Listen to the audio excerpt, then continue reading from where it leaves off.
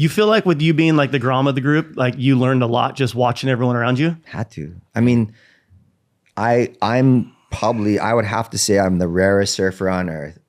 First surfer I ever met was Robb Machado. Second surfer I ever met that was serious was Kelly Slater. Amen. Because Robb, I stayed at Robb House, and then Kelly and Danny Mojado and those guys came, and that was my first time ever there. And if that ain't two of the best dudes to look up to learn from, like, what are you doing? 13. Like, if you're not taking advantage of that, like, I feel like that's kind of like was my scenario with watching Metzger, Deegan, Tommy Clowers, like all those dudes. I would always watch all those dudes what they were doing. I'm like, oh fuck, Metzger just won the contest, but he just told that sponsor to fuck off. So I'm like, all right. still. I'm like, maybe don't do that. And I watch Deegan when you do this, and I'm like, all right, cool. So I do that. I'm like, all right. I'm like, I would just watch everyone around me and just watch the moves they would make, and I'm like, all right, well, fuck, Deegan's.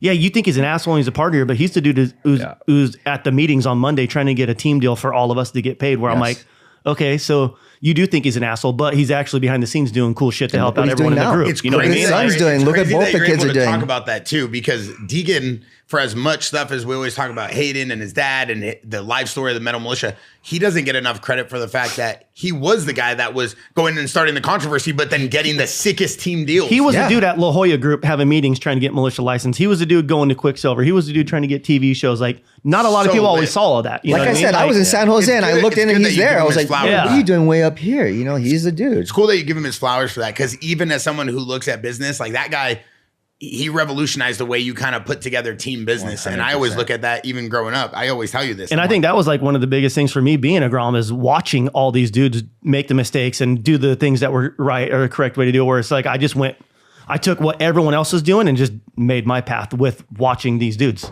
To know your future, you got to know your past. Amen. Mm-hmm. And to have G's like you that's still doing it, like Tyler, the new guys and all the younger guys, like that's if people want to look up to guys like us still, then you're gonna get what you want to get. If you want to look up to the new ones, going.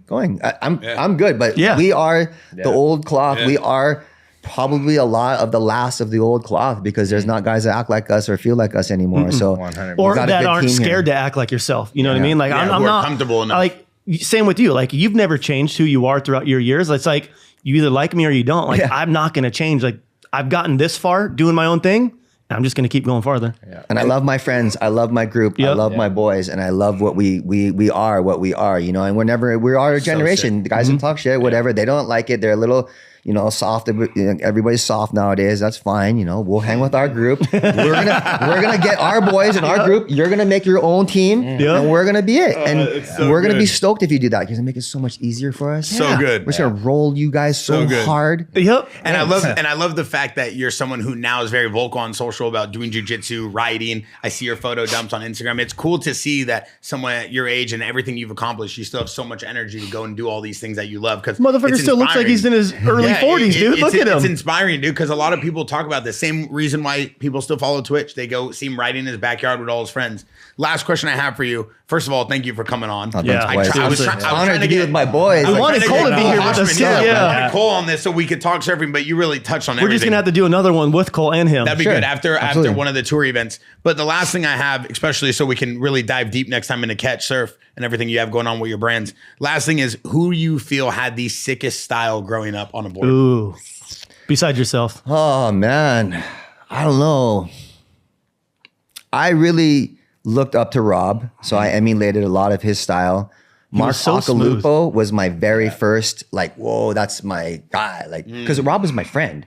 So I was like, I didn't know that Robb was going to be Robb. Yeah. It was just my, dude, we're It was kids. just your boy you hung out with and surfed with, And then I was looking at the Mark Occhilupo. I was like, oh, that dude's got the sickest style. He's kind of quirky and weird. He had the personality too. Personality, kind of trippy, but just sickest, beautiful style and effortless. So he was my guy. Tom Curran, it was like this style. And then when we came about, we were like less perfect and less defined and more like raw. Spontaneous, raw, and like, boom, whoa. like watch this. Yeah, real energetic. Yeah, just different, like against the grain. Like this is the guy that did the first off freaking rotation, right? Yeah. Like, dude, I remember when I first saw this, I was like, what the fuck was that? And that's what we like to do. Like, what was that? Like, that's what we want to keep doing. And what was that to people, you know? And then the next generation of guys are going, what was that? That's what we like. We want to be around that. That's our culture. That's what we're attracted to.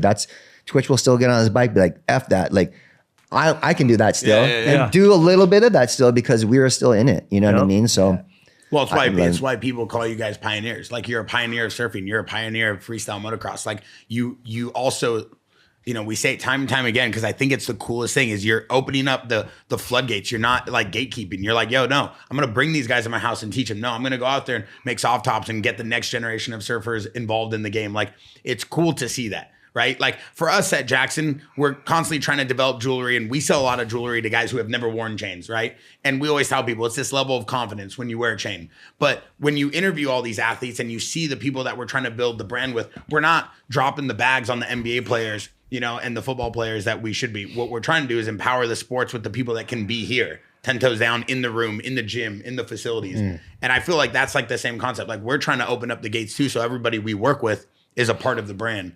And we get that inspiration from guys like you. We got in the inspiration from guys like Twitch. The same thing I told you when we first were starting to hang, and I was like, dude, like, you guys laid this foundation. This is why guys like Cole are here on this brand today, because we're searching for that same aura that you guys brought 20 years ago.